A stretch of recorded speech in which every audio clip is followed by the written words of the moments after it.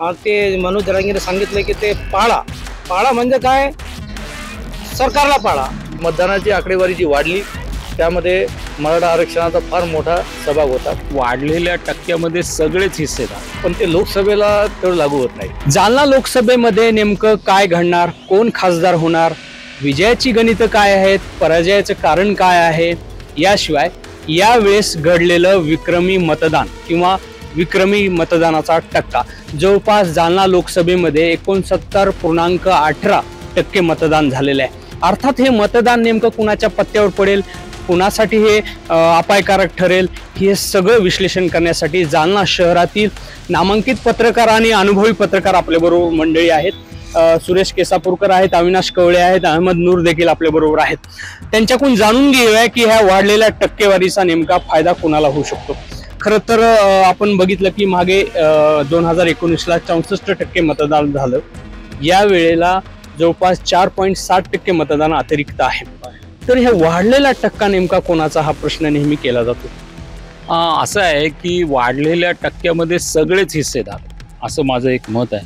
त्याचं कारण असं आहे की निवडणूक ही केवळ भावनेवर लढल्या जात नाही, तर निवडणूक लढण्याचं एक तंत्र आणि एक मंत्र आहे. आणि मला असं वाटतं की जालना लोकसभा मतदारसंघामध्ये हे तंत्र आणि मंत्र भाजपवाल्यांनी जरा चांगल्या पद्धतीने हाताळलंय. कारण उमेदवार त्यांचा ठरलेला होता, त्यांना भरपूर वेळ होता, 2 महिने त्यांनी त्याची एक्सरसाइज केली. मी 1 सेकंदामध्ये तुम्हाला 1980 पासूनचा जालना लोकसभा मतदारसंघाचा इतिहास सांगतो. 1980ला 48% वोटिंग झालं आणि काँग्रेसचे बाळासाहेब पवार विजयी झाले. 84ला 52% मतदान झालं आणि बाळासाहेब पवारच काँग्रेसचे विजयी झाले. 89ला 60% मतदान झालं आणि विजयी झाले भाजपचे पुंडलिक हरी दानवे. 91ला बघा मतदानाची टक्केवारी होती 53% आणि अंकुशराव टोके काँग्रेसचे विजयी झाले. त्यानंतर 1996ला 72% मतदान झालं आणि उत्तमसिंग पवार अतिशय नौखे होते, ते इथं विजयी झाले भाजपचे. 98ला उत्तमसिंग पवारांच्या विरोधात प्रचंड नाराजीची लाट होती, अँटी इन्कम्बन्सीची लाट होती. परंतु मतदानाचा टक्का हा 59 झाला, म्हणजे 60 जवळपास, आणि ते 1800 मतांनी निवडून आले काठावर. 99ला रावसाहेब दानवे आले, भाजपचे 72% वोटिंग झालं होतं. 2004ला पुन्हा रावसाहेब आले, 60% वोटिंग झालं होतं. 2009ला ही 2009च्या निवडणुकीची खूप चर्चा होती आपल्याकडे. 2009ला 55% मतदान झालं होतं, 55.8, आणि रावसाहेब 8000 मतांनी निवडून आले काठावरती, कल्याणकाळाच्या वरती. 2014ला पुन्हा रावसाहेब आले, 66%. 2019ला 64%ला रावसाहेबच आले निवडून. आणि आता मतदानाची ही टक्केवारी वाढलेली आहे. तर माझं असं मत आहे की ह्या वाढलेल्या टक्केवारीचा फायदा नेहमी काँग्रेस विरोधी उमेदवाराला किंवा पक्षाला होत असतो. आता तुम्ही ऐकलं ह्यांचं, ह्या तंत्रमंत्राचा काही फायदा झालाय ह्या निवडणुकीमध्ये आणि ही टक्केवारी वाढीचा फायदा त्यांनाच होईल असं? तंत्रमंत्र हे मात्र ते बरोबर आहे, पण ते लोकसभेला तेवढं लागू होत नाही. ते विधानसभेला किंवा नगरपालिका किंवा जिल्हा परिषदला लागू होतात, कारण ते जात फॅक्टर असतो, नातेगोते असतात. लोकसभेला मात्र तसं नसतं. लोकसभेला जो वाढलेला टक्केवारी आहे निश्चितच हा सत्ताधाऱ्यांच्या विरोधात दिलेला कौल आहे. आणि या व्यतिरिक्त इथं जे सामाजिक आंदोलन उभे राहिले त्यामध्ये साधारणतः पैठण, यात इथं सर्वात जास्त पैठण, फुलंब्री आणि सिल्लोड ह्या जे छत्रपती संभाजीनगर जिल्ह्यामधले 3 विधानसभा मतदारसंघ आहेत, तर या 3 विधानसभा मतदारसंघात साधारणतः 7 लाख मतदान झालं. आणि जालना लोकसभा क्षेत्रातील जालना जिल्ह्यातील जे 3 विधानसभा मतदारसंघ आहेत त्यामध्ये जालना, बदनापूर आणि भोकरदन या तिन्ही ठिकाणी मतदान, तिन्ही ठिकाणी मिळून साधारणतः छत्रपती संभाजीनगरपेक्षा 1.5 लाखांनी इथं कमी झालेलं मतदान आहे. तिथं जास्त झालं. आणि डॉक्टर कल्याण काळे काँग्रेसचे जे उमेदवार आहेत ते औरंगाबाद म्हणजे छत्रपती संभाजीनगरचे असल्यामुळं त्यांना निश्चितच तिथे त्या जिल्ह्यात फायदा झाला. तिन्ही जिल्ह्यातील त्या लोकांनी जास्त मतदान केलं. दुसरी गोष्ट, मतदानाची आकडेवारी जी वाढली त्यामध्ये मराठा आरक्षणाचा फार मोठा सहभाग होता. दुसरी गोष्ट, मुस्लिमांनी मोठ्या प्रमाणात मतदान केलं. तिसरी गोष्ट, जे दलित मतदार आहेत ज्यांना संविधानाची भीती आहे संविधान बदलण्याची, हे 3 मेजर फॅक्टर आहेत. आणि या तिन्ही मेजर फॅक्टरमुळे हे मतदान वाढलेले आहे. निश्चितच हे मतदान, हे पूर्ण मतदान सत्ताधाऱ्यांच्या विरोधात जाईल आणि तशा पद्धतीनं आम्ही सर्वे केले तर ते तसं दिसत आहे. अँटी इन्कम्बन्सी फॅक्टर आहे वाढीव टक्केवारीसाठी कुठेतरी कारणीभूत आहे ना. अँटी इन्कम्बन्सी फॅक्टर आहे. पण ह्या इलेक्शनमध्ये काय झालं की लोकल मुद्दे आले नाही. लोकल मुद्दे नाही आले, ते नॅशनल मुद्दे इश्यू केले. ते भाजपने इश्यू केले, पाकिस्तान, मुस्लिम, राम मंदिर हे मुद्दे ते केले. आणि काँग्रेसने बी काय केले, संविधान बदलचा, ईडीचा गैरवापर, इवन केजरीवालचा मुद्दा केला. आणि त्यामुळे काय झालं की लोकल जे मुद्दे जे होते बॅक पडले. आणि एक आहे ते मराठा आणि मुस्लिम हे स्वतःहून ते बाहेर पडले. मुस्लिम का बाहेर पडले कारण काय की अँटी मुस्लिम जी पॉलिसी होती भाजपची, आणि विशेषतः प्रधानमंत्री जो स्टेटमेंट होता घुसखोरीचा, मुस्लिम घुसखोरी आहे आणि मंगळसूत्रचे स्टेटमेंट झाला, तर मुस्लिममध्ये भयभीत झाले आणि ते एक झाले. आणि ते जवळपास 10 से 15% मुस्लिम बाहेर पडले आणि ते भरपूर मतदान केलं. आणि मराठा समाज बी ते भाजपचे विरोध होता. कारण काय की ते त्यांना आहे की रिझर्वेशन ते भाजपमुळे झाले. ते मनोज जरांगेने सांगितले की ते पाळा म्हणजे काय, सरकारला पाळा. त्यामुळे ते दोन काँग्रेसच्या फेवरमध्ये गेले आणि भाजपचा विरोध केला. आता जर हे सगळं अनुमान काढलं आपण, तर खुद्द रावसाहेब दानवे यांचा जो मतदारसंघ आहे, म्हणजे त्यांचे चिरंजीव जिथले आमदार आहेत, त्या ठिकाणी विक्रमी मतदान झालं इतर तालुक्यांच्या तुलनेमध्ये. मग ते आणि संपूर्ण जिल्हाभरातलं किंवा मतदारसंघातली जी टक्केवारी काढली, ह्या दोन्ही मधलं विश्लेषण तुम्ही कसं कराल, म्हणजे ह्याचा फायदा कोणाला? बरोबर आहे. कसं आहे की इथे जे दोन मुख्य प्रतिस्पर्धी होते, एक काँग्रेस विरुद्ध भाजप, त्याच्यामध्ये एकूण उमेदवार होते 26. आता या 26 उमेदवारांमध्ये जर 2 हे प्रमुख उमेदवार सोडले, भारतीय जनता पक्ष आणि काँग्रेस, तर बाकीचे जे 23 उमेदवार होते, 24 समजा, हे सगळे 24 उमेदवार काँग्रेसची मतपेटी फोडणारे होते. तुम्ही लक्षात घ्या. आता तुम्हाला सगळ्यांना माहिती आहे, मी आमच्या मित्रांनी सांगितलेलं बरोबर आहे की मराठा आरक्षणाच्या चळवळीचं जालना हे केंद्र आहे. त्यामुळे इथे मराठा समाजाने चुरशीने मतदान केलं, स्वतःहून बाहेरून मतदान केलं. आणि ते विरोधातच होते. अँटी इन्कम्बन्सी लाट म्हणा, सरकारच्या विरोधातला म्हणजे रोष होता त्यांच्यामध्ये, खरं आहे. परंतु या रोषाला, या अँटी इन्कम्बन्सीला भाजपवाल्यांनी एक वाट करून दिली होती पाण्याची. माहिती आहे तुम्हाला, एक उमेदवार उभा होता मंगेश साबळे नावाचा, आणि तो उमेदवार स्वतःला मराठा समाजाच्या आरक्षणाचा पुरस्कर्ता किंवा समर्थक असं त्याचं प्रतिमा त्यांनी केली होती. मनोज जरांगेंचा त्यांना अधिकृत पाठिंबा नव्हता. तरी सुद्धा ग्रामीण भागातले जे तरुण आहेत, 18 वर्ष ते 25 वर्षाचे, ते त्याच्या पाठीमाशी मोठ्या प्रमाणात होते. त्यामुळे तो एक जो भाजप विरोधी मतदार होता की जो काँग्रेसकडे जाणार होता, तो त्याच्याकडे वळाला आहे, हे असं दिसतंय. त्यानंतर सुद्धा बाकीचे जेवढे उमेदवार होते ते सगळे काँग्रेसची मतपेटी तोडणारे होते, हे लक्षात घ्या. भाजपच्या विरोधात, म्हणजे भाजपची मतपेटी फोडणारा एकही उमेदवार नव्हता.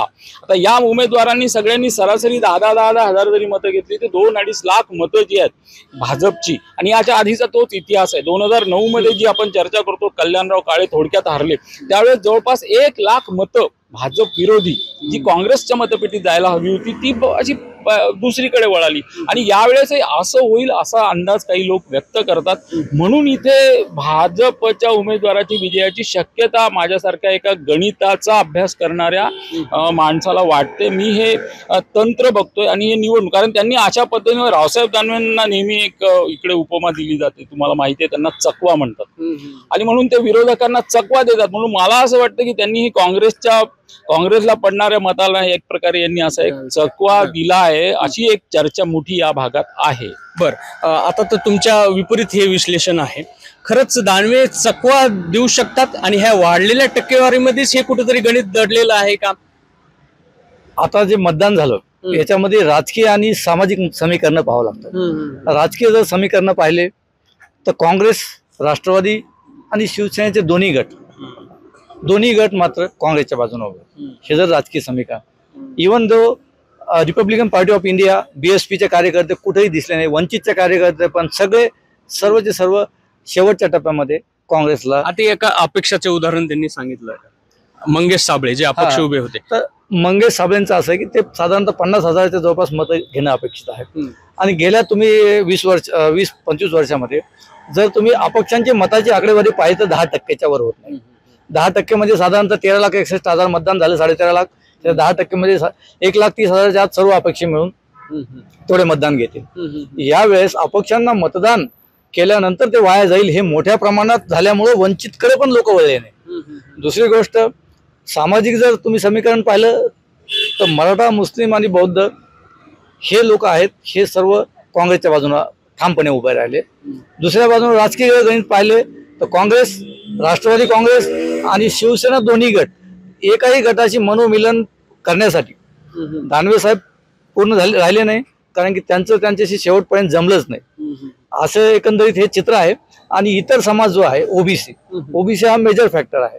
तो ओबीसी मेजर फॅक्टर जरी असला तर ओबीसी साधारणतः 35% काँग्रेसच्या पाठीमागे उभं होते आणि 60 ते 65% भाजपच्या मागे होते.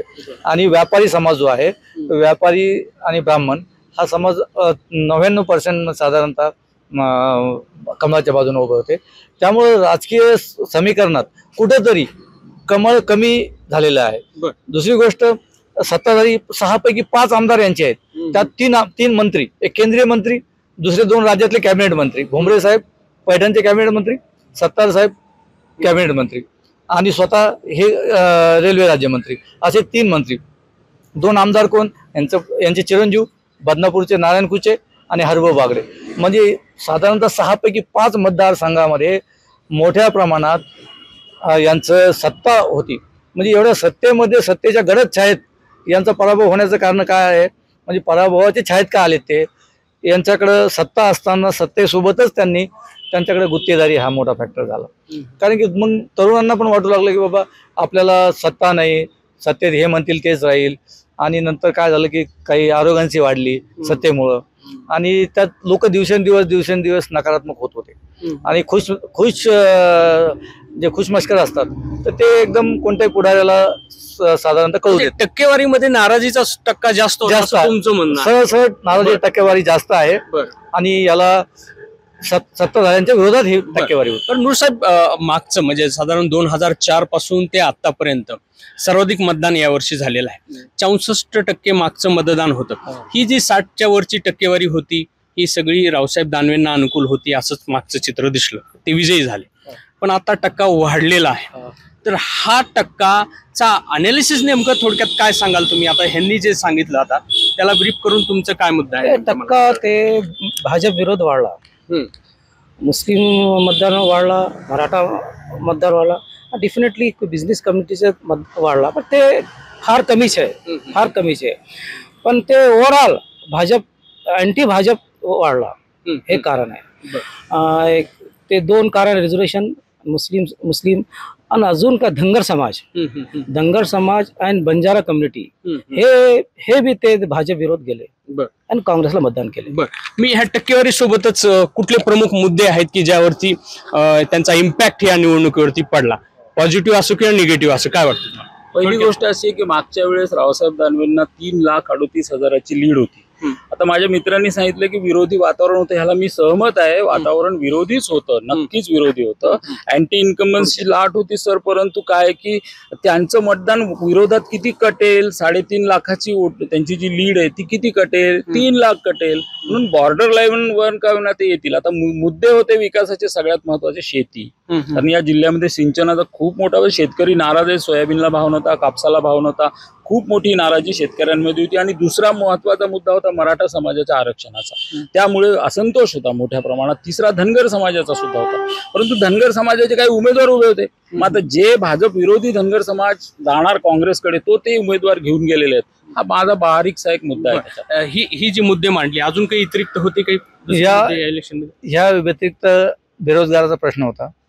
आणि विशेष म्हणजे काय झालं की मोदींची जी लहर होती, म्हणजे त्यांचा जो प्रभाव होता मागच्या गेल्या 2 निवडणुकीमध्ये, जसं नरेंद्र मोदी यांची हवा होती आणि त्या लाटेमध्ये रावसाहेब दानवे निवडून आले असं सर्वसाधारणतः सर्वांचंच मत आहे.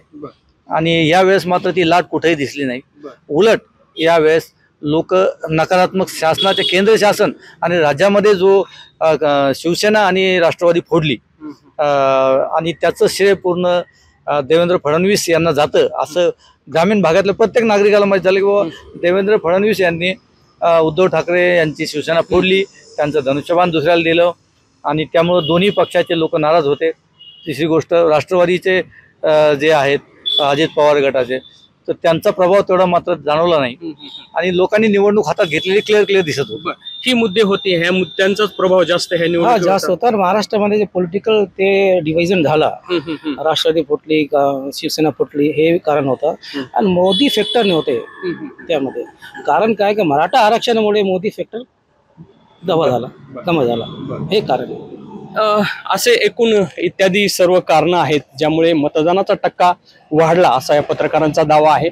मात्र हा वाढलेला टक्का कोणाच्या पारड्यात पडेल हे ज्यांचं त्याचं विश्लेषण आहे, आता आपण ऐकलं आणि त्याचे वेगवेगळे कांगोरे देखील ऐकले. मात्र 4 तारखेलाच हा वाढीव टक्का कोणाच्या पारड्यात पडेल आणि कोण विजयी होईल याचं उत्तर मिळणार आहे. रवी मुंडे, एबीपी माझा, जालना. एबीपी माझा, उघडा डोळे बघा नीट.